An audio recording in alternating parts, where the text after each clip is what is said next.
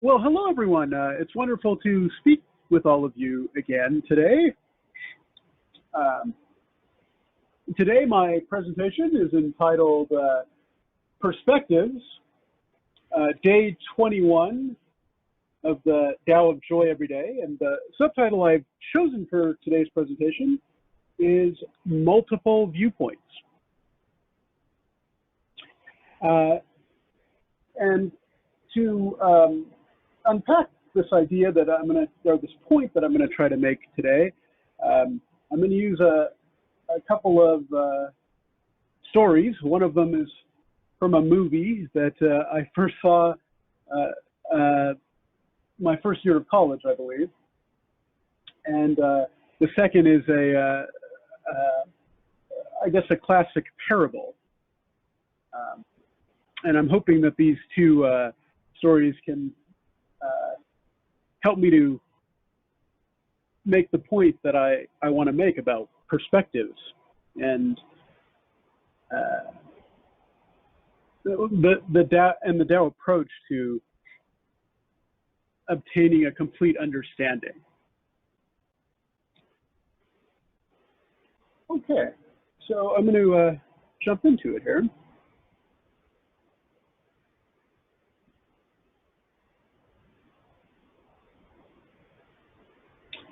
Okay, so there was a movie called The Dead Poet Society. It starred Robin Williams and Ethan Hawke, and Robin Williams played a poetry teacher at a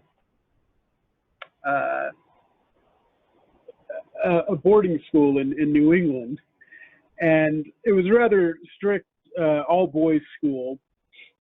And there was a lot of pressure on the students to sort of conform to authority. And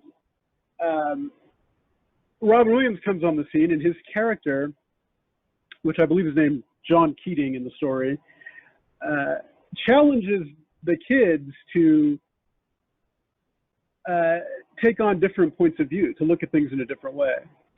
And for those of you who haven't seen the movie, one of the ways he makes the point is, at the end of class one day, he stands up on top of a desk and he says, "Why do I stand up here?" And, you know, one of the kids jokes, just to feel taller, and he goes, no, thanks for playing anyway. He says, I stand up here because I want to constantly remind myself to look at things in a different way. And then he goes on to say, you see, the world looks quite different from up here, from this point of view. And so then he invites all the students to come up and stand on top of a desk and take a look at things from a different perspective. And it's a wonderful movie, and there are other points that it makes as well. But that point about being open to changing things up and looking at things from different perspectives is sound advice. It's the kind of advice you would get from a Tao sage, I think. One that encourages you to try to look at things from as many angles and perspectives and points of view that you can. The last thing you want to do is get locked into groupthink or into cognitive dissonance. It's much better to be open-minded and be willing to accept, not necessarily accept, but at least listen to and evaluate a wide number of perspectives, and then use that wide number of perspectives to come up with a comprehensive understanding. And so that was the first reference that I wanted to make about being open to multiple perspectives on life or on anything we encounter in life. Now, the second story is a parable called The Blind Men and the Elephant. And this story, for those of you who haven't heard it, and I believe Derek once brought this up in a presentation years ago, as I recall. But as the story goes, there's a group of blind men and they hear that a strange animal called an elephant has been brought to their town.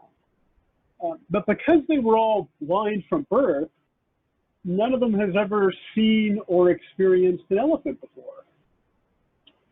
So they're completely unaware of its shape and its form. They have no idea what an elephant is or what it looks like. And so out of curiosity, they say to each other, we need to go find this thing. And, we have the ability, we have our tactile sensations that are still intact. Why don't we can literally feel it and gain an understanding of this thing called an elephant if we do that. And so they go, they seek out the elephant, and sure enough, they find it, and each of them begins to grope it, so to speak, or to touch it. And, one of them touches the trunk and says, "Oh, this is thick, like a snake." And another one happens to touch the ears and says, this feels like a fan of some sort. And another one touches the body of the elephant and says, "This feels like a giant wall." And another one feels one of the legs and says, "No, this feels like a giant pillar or a tree trunk of some sort."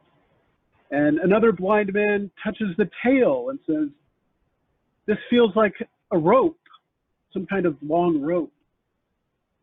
And then finally, the last one touches the tusks, and he says, this is hard and smooth and sharp, like a sword." And so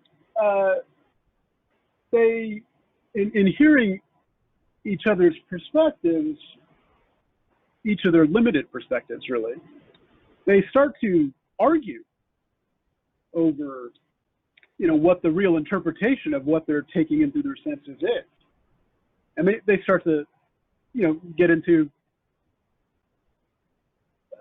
a rather fierce argument. They begin to think that they're trying to deceive each other and that they can't possibly be telling the truth. They can't wrap their head around the fact that this creature has all these different elements to it. They can't figure out what it is. And so finally a sighted man comes on the scene. He hears them arguing and he asks them, what are you guys arguing about? And so they tell him what they're arguing about.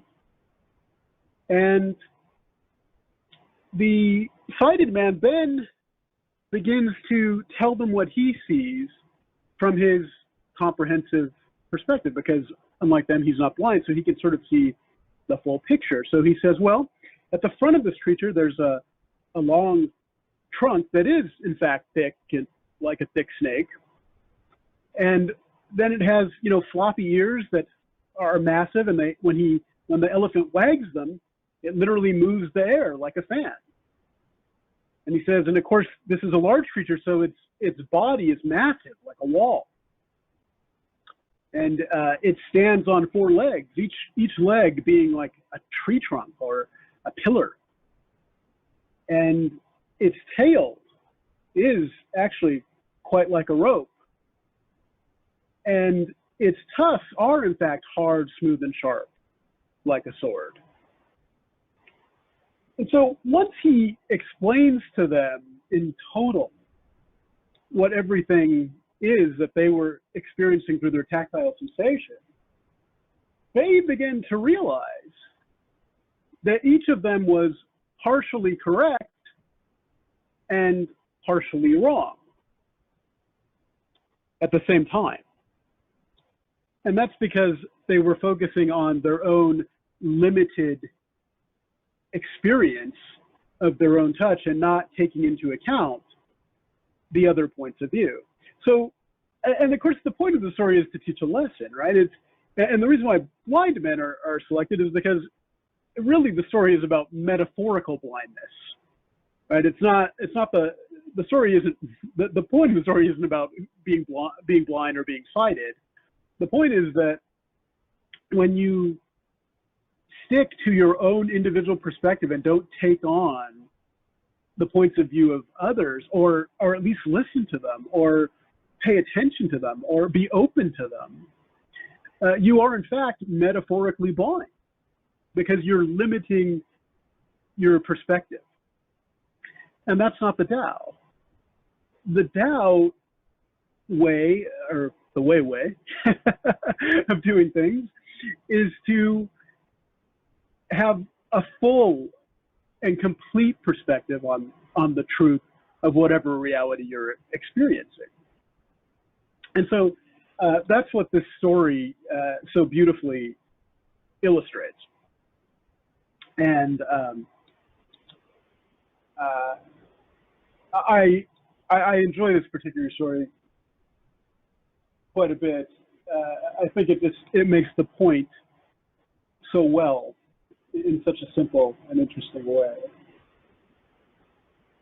So the next thing I want to talk about is barriers to obtaining a complete understanding. And there's three things that I want to touch upon, if I can. And the first one is that the ego, that thing we call I, that thinks it knows it all and wants everyone to focus only on our individual point of view. Now, recognizing what our ego does through greater awareness will help us notice its subtle moves, because the ego is very subtle. It sneaks up on you. And you really have to be mindful and careful when you're trying to overcome your ego. It's a very powerful force within us, and it's subtle and it sneaks up on you.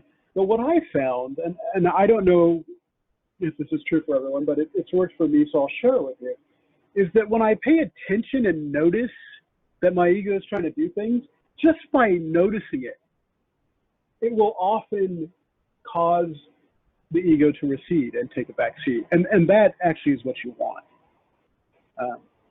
Let me say, first and foremost, I am not enlightened. I hope to be one day, but I am not enlightened. So I definitely have an ego, and it goes at me sometimes. And sometimes it goes at me hard and fast. But what I've realized is that when I'm aware and take the time to notice what it's doing and call it out for what it is, sometimes I'll just say to myself, ego. You know, that's my trigger word to let me know that, hey, my ego is up to its old tricks.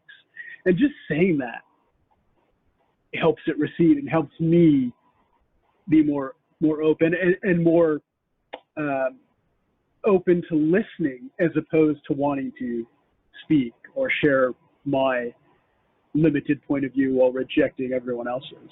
So the best advice I can give from my personal experience is to pay attention to when the ego is working on you, because it will limit your perspective. It'll try to tell you that your perspective is the only one worth having, and that, you know, as illustrated by the story of the blind man and the elephant, is not true. So the second thing is cognitive dissonance, the failure to be open-minded about other viewpoints, while simultaneously locking solely into our own limited perspective. Remember to stand metaphorically on top of the desk to see all points of view available in any given situation. It's good to have a reminder to remind yourself that there's more than one way to look at things. It's good to take in the opinions and viewpoints of others. It doesn't necessarily mean you have to agree with them, but it's good to listen to them, be open to them, so that you can make the best decision. You can meld all the viewpoints you can hear or encounter and meld them into the most complete understanding by your own lights. Because, you know, the Tao sort of is about our own light. The Tao is what enables us to fulfill our destinies and to take control of our own lives and to make our own decisions about what is good and what isn't. But to do that, it's important to take on as many perspectives as you can. And cognitive dissonance is just locking yourself into one point of view and completely rejecting the other ones on spec. And that's not a good thing. You want to take in all points of view. You want to give them a fair chance. Not to say that if someone has a terrible viewpoint that you shouldn't reject it. If you judge someone's viewpoint to be absolutely awful and have good reasons for that, well, that's, it doesn't mean that being open doesn't mean that, as the saying goes, that you shouldn't be so open-minded that your brain falls out, right? If something doesn't make sense to you, then it's okay to reject it.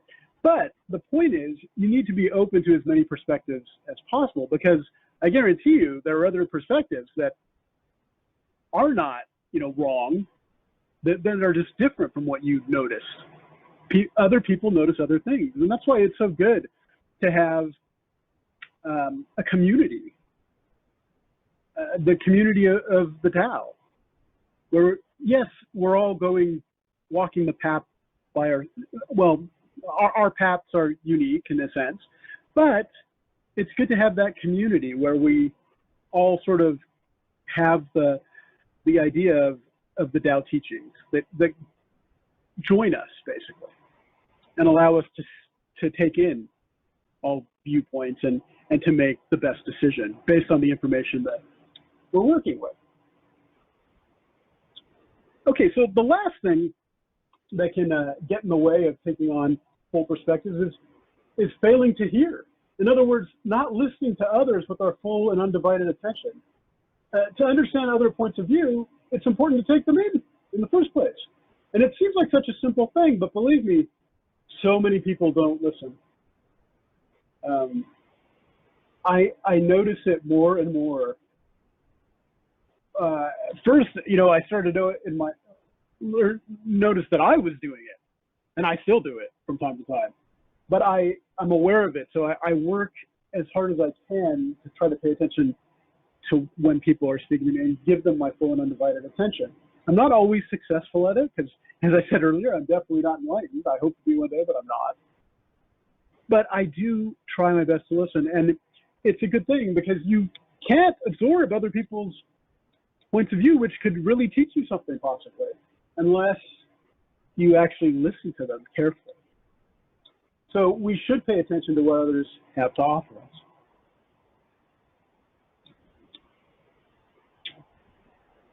Okay, so I'm going to start to sum it up now.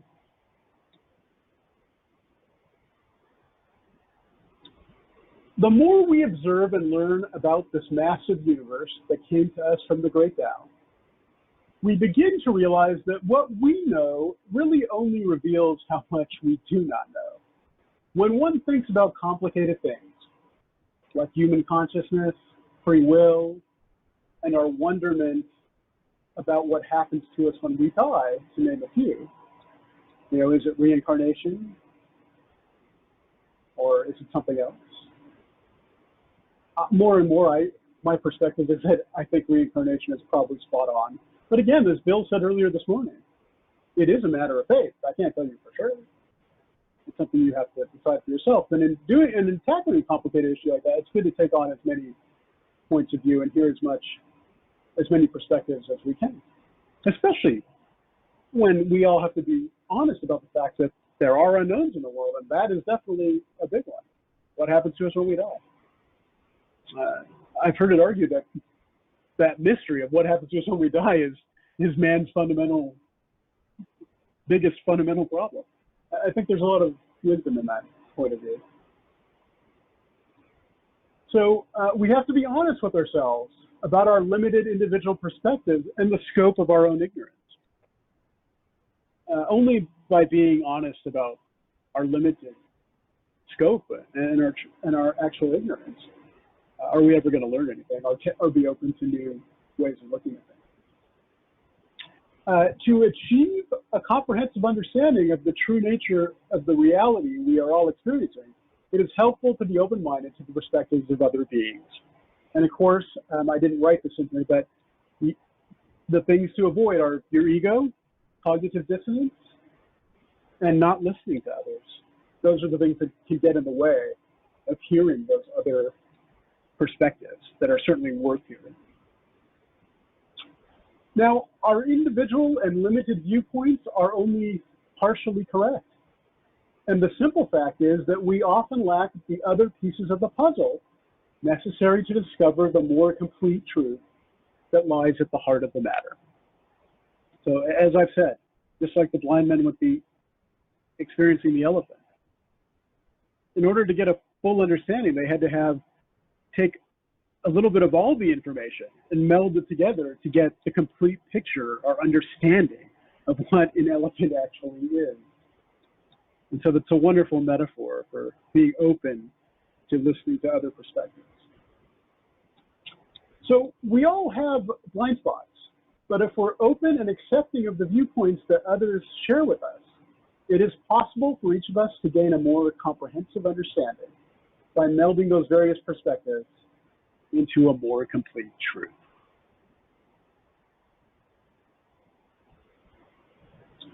Okay, so as always, I want to end with a book recommendation, The Tao of Joy Every, a great book to use daily to help one study and learn the Tao teachings and put them into action. Thank you all so much for taking the time to listen to what I had to say this morning. I hope I said something that was of use, and I hope you all have a wonderful Sunday and a wonderful Father's Day as well. Alex, thank you so much. I think your topic today is very timely because in chapter 6 of the Tao Te Ching, we're talking about the valley as a metaphor. And the characteristics of the valley is that it can contain many different living things. Mapping that to life, it means that we should have the ability to contain many different perspectives and opinions without necessarily needing to agree with every single one of them.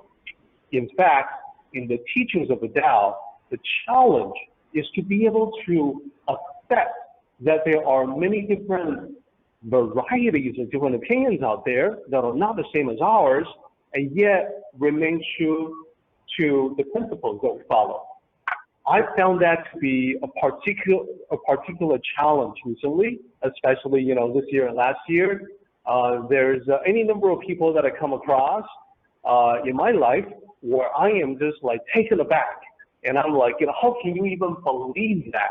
And then I'm on the verge of getting into a political discussion / debate with them. Then I have to stop myself. So I won't spell out what those political views are. People that know me personally know quite well what my views are, but I think that this is a common experience across the political spectrum. The other side that has such diametrically opposing views, how can you possibly believe in that? It's not reasonable. So I find that for me, rather than to be the open and accepting valley, I have this urge to chase people out of the valley. So, and at the end of the day, I have to settle for something like, listen, you guys, you go to the other side of the valley, and I'm going to stay over here, okay? And just don't get near me, please. That's kind of the best I can do. But yeah, it's not easy. And, it's certainly no trivial matter to become a genuine Tao sage. So, and that same challenge is open to all of us. Can you stop the smoke from coming out of your ears when you hear ludicrous political views? Can you stop, your temperature from rising under the collar when there's something that you just cannot agree with?